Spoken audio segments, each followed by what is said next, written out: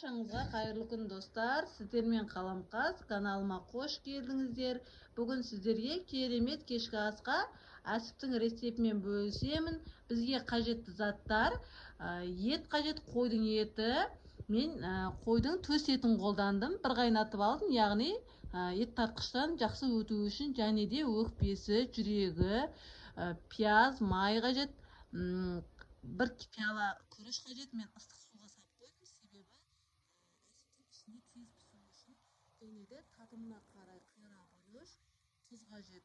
Алдымен ет тартқышқа еттерімізді майдалап турап өткізіп аламыз. Ең алдымен қайнатылған еттерімізді бөліктерге бөліп, ет тартқышқа өткізіп аламыз. Осылай ет тартқышқа ыңғайлы болу үшін майдалап турап аламыз.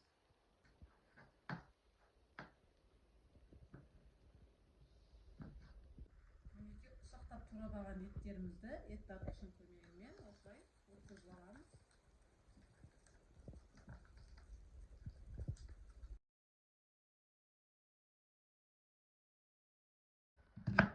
Пияздарымызды осылай майдалап турап аламыз. Майда болған дұрыс, себебі ішекке салғаннан кейін кедергі болады, үлкендеу болса.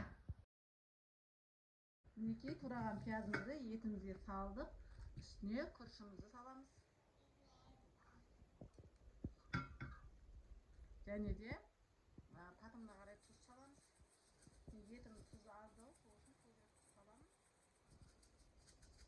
Және де қара бұрышымыздан татымына қарай азырақ салып шығамыз. Үстіне осындай қайнаған су құямыз, себебі күріш піскенде ісініп құрғақ болып қалады. Сол үшін осындай 200 мл, яғни бір кружка су құямыз. Мінекей осындай қойдың бүйен ішегі болады, осыған саламыз әсіпті. Дайын болған салмамызды осы ішектің ішіне саламыз.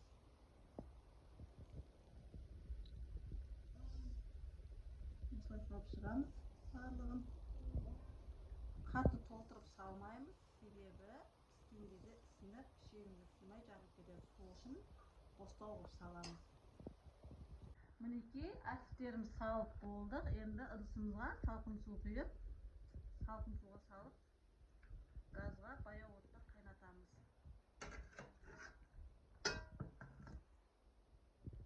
Мінекей әсіптеріміз пісіп шықты. Енді табаға кішкене май қойып, екі бетін қызартып қуырып аламыз. Мінекей табамызға кішкене май құйып, әсіпімізді екі бетін кішкене қызартып қуырып аламыз.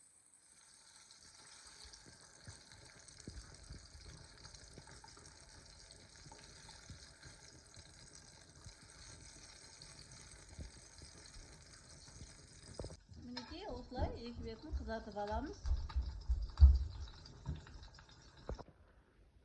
Мінекей әсіміз дайын болып шықты. Өте керемет. Арасын кесіп көрейік. Асартиға, холодный асартиға қойсаңыздар болады. Немесе қамырмен кешкі асқа таптырмас керемет тағам. Өте дәмді болыпты. Мінекей іші осылай шықты. Жасап көріңіздер. Сіздермен болған Қаламқас. Видеоны соңына дейін көргендеріңізге рахмет. Каналыма тіркелуді ұмытпаңыздар, себебі әсірімізді осылай қамырдың бетіне салып жеуге де болады. Өте керемет тағам. Жасап көріңіздер.